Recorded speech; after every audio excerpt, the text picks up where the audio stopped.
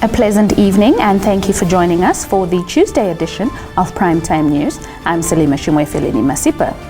Tonight's bulletin begins on a rather somber note. The National Assembly, in a media release earlier this morning, announced the death of Jane Kachavivi, the wife of National Assembly Speaker Professor Kachavivi. She allegedly passed on in the presence of her husband while on a flight to Windhoek. We extend our deepest condolences to the Kachavivi family and we will report more on the story as it unfolds. An internal communication by the Ministry of Agriculture, Water and Land Reform, seen by the Namibia Press Agency today, stated that no live animals or meat products will be allowed to cross any border into Namibia. Lydia Pitiri sheds more light on this story. The statement read that all vehicles will be subjected to searches to avoid people entering the country with the meat products of live animals. It further read South Africa has a foot and mouth disease outbreak, which poses a great risk to the foot and mouth free zone in Namibia, noting it can have a catastrophic effect on the country if detected in the free zone. South Africa's Minister of Agriculture, Land Reform and Rural Development's Directorate of Animal Health said the outbreak comprised of 3 outbreak events. The statement read the first event started in May 2021 affecting the KwaZulu-Natal province, while the second started in March 2022 in the previous free zone in Limpopo province. It added that the third outbreak event also started in March 2022 in Northwest province and then spread to Free State, Gauteng and Mpumalanga provinces. The ministry said in an effort to curtail the spread of the disease, cattle in the affected areas are being vaccinated in order to establish a band of resistant animals around the known positive deep tanks. Meanwhile, the Ministry of Agriculture, Water and Land Reform has lifted the control measures imposed after cases of highly pathogenic avian influenza were detected in the Erongo region. From the Erongo region, Isabel Bento filed this report. The measures, which were imposed in January 2022, came into effect after over 1,000 birds, mainly Cape Cormorants, died due to the bird flu, for which the first case was detected at Seabird Island in Walfish Bay in January and was confirmed by the Central Vet Laboratory later that month. In a media release issued on Monday, the ministry said the outbreak is considered to have been successfully controlled, hence the lifting of all restrictive measures from 2nd August. The last cases were reported on 18 March. The ministry, however, cautioned that despite the lifting of restrictive measures, poultry farmers should continue to apply biosecurity measures, while safety measures should be practiced during guano harvesting and handling. The ministry, however, cautioned that despite the lifting of restrictive measures, poultry farmers should continue to apply biosecurity measures, while safety measures should be practiced during guano harvesting and handling. Reporting for Primetime News, Isabel Bento, Swakopmund. Dr. Gerson Sindano, who was appointed by President Dr. Hage Geingob to fill the position left vacant by Joram Rukambe, was sworn in earlier this morning as the new Commissioner of the Electoral Commission of Namibia by Deputy Judge President Hosea Angula. Lydia Pitiri covered the event and produced this story. Okay, as you may be aware, so our functions is a huge task. It involves organizing, supervising, and monitoring elections. And apart from that, just to make the institution a better institution, make it transparent, and to be able to expand it so that, my focus, for example, is more on alienation and voters' apathy, to see how best we can make this institution the best it should. So I think I prefer it remains independent, because ideally, EC was supposed to be independent. But once, part of it is still with regard to the funding and all these things are still public, so it becomes very difficult to really be independent in the true sense. So I support that. On to regional news. The Democratic Republic of Congo will host the 42nd Ordinary Summit of Heads of State and Government of the Southern African Development Community, a media statement availed to the Namibia Press Agency today revealed. Michael Madimba brings us this report. The 42nd SADC Summit will be held physically in Kinshasa from the 17th to the 18th of August under the theme Promoting Industrialization through Agro-Processing, Mineral Beneficiation and Regional Value Chains for Inclusive and Resilient Economic Growth. The statement read this year's theme endeavors to strengthen implementation of the SADC Regional Indicative Strategic Development Plan 2020 to 2030, which seeks to further deepen Southern Africa regional integration and foster development in support to the Pillar for Industrial Development and Market Integration. The statement added that the summit will review progress on regional integration in line with SADC's aspirations as outlined in the Regional Indicative Strategic Development Plan 2020-2030 and Vision 2050, which envisage a peaceful, inclusive, competitive, middle to high income industrialized region where all citizens enjoy sustainable economic well-being, justice and freedom. The summit will also see DRC President Felix Tshisekedi assuming over the chairpersonship of SADC from Dr. Lazarus Chakwera, President of the Republic of Malawi, who assumed the chairpersonship of the 41st SADC Summit held in Lilongwe, Malawi in 2021. The summit is made up of all SADC head of states and is managed on a troika system that comprises the current SADC chairperson, the incoming chairperson, and the immediate previous chairperson.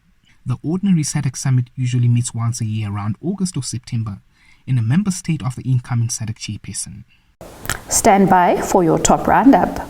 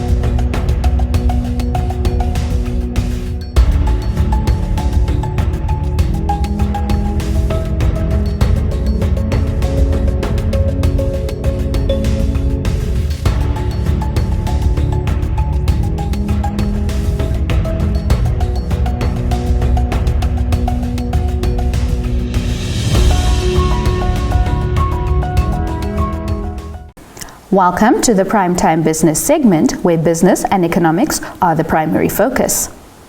Prime Minister Sarakuongelwa Amadila says the resolution on the completion of 891 houses under the government's mass housing project remains in the hands of the courts.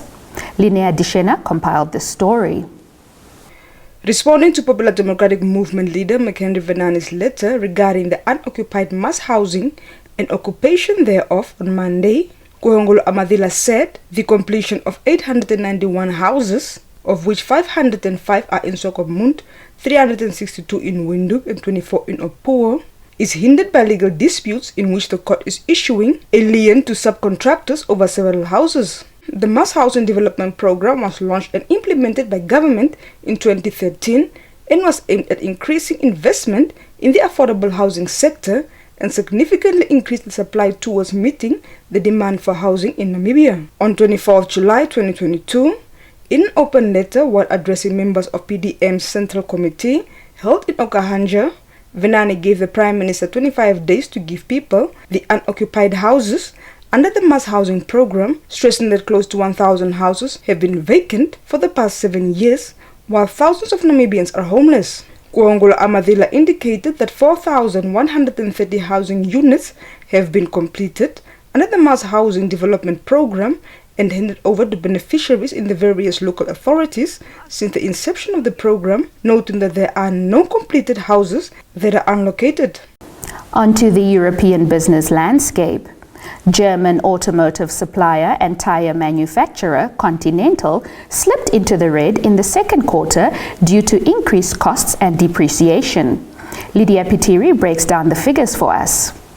The DAX-listed corporation said net income plunged 250.7 million euros after a profit of 545.3 million euros a year ago. The Hanover-based company said results were impacted by the geopolitical tension as a result of Russia's war against Ukraine, disrupted supply chains, and price increases for raw materials, energy, logistics, coupled with a shortage of electronic components. Continental had already announced a high need for write-downs in its preliminary figures almost 3 months ago.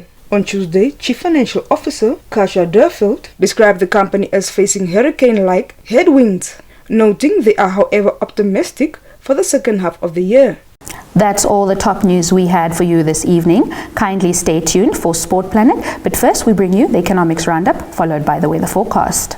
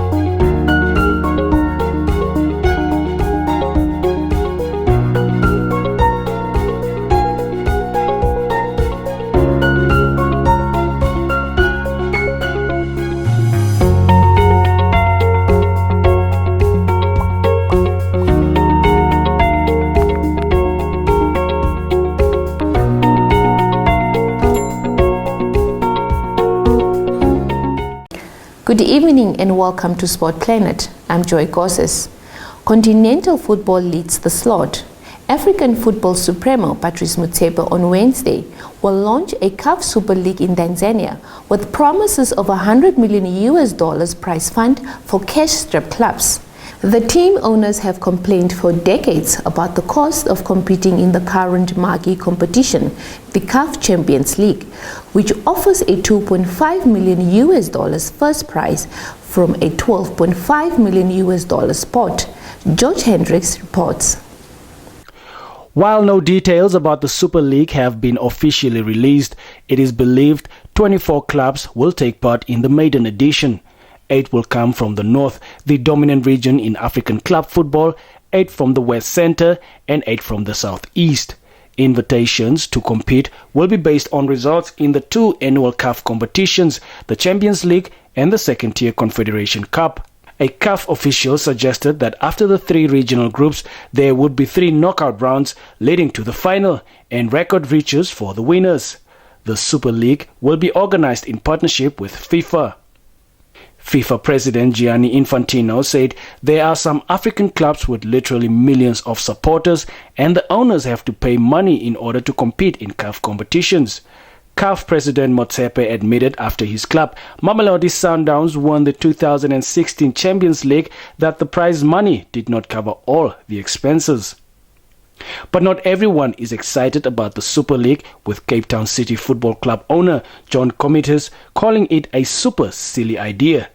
For Sport Planet, I'm George Hendricks. On to European football. Real Madrid are determined not to be knocked off their perch at the summit of European football this season, as they prepare to start their campaign against Eintracht Frankfurt in the UEFA Super Cup in Helsinki on Wednesday. Madrid coach Carlo Ancelotti, who is the only manager to win the Champions League 4 times, said his side's 1-0 victory over Liverpool in last season's final made him feel like no one should ever take your place. Frankfurt goalkeeper Kevin Trapp said his side would not be overawed against Madrid and were relishing the experience ahead of what will be their maiden Champions League campaign this year. Stand by for your sports roundup.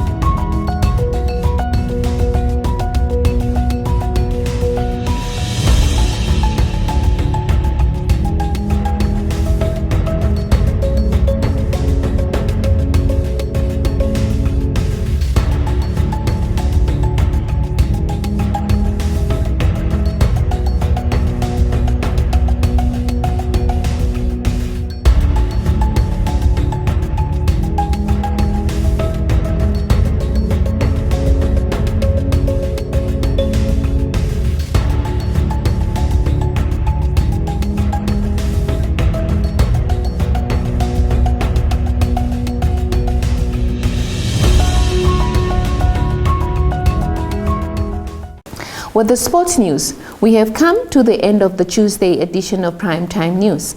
Many thanks for watching. If you are new to this channel, please subscribe, like, share and click on the notifications bell to stay posted on the latest happenings locally and globally. Catch us tomorrow for another informative Primetime News edition. From myself, Joy Causes, and the entire production crew, it's good night.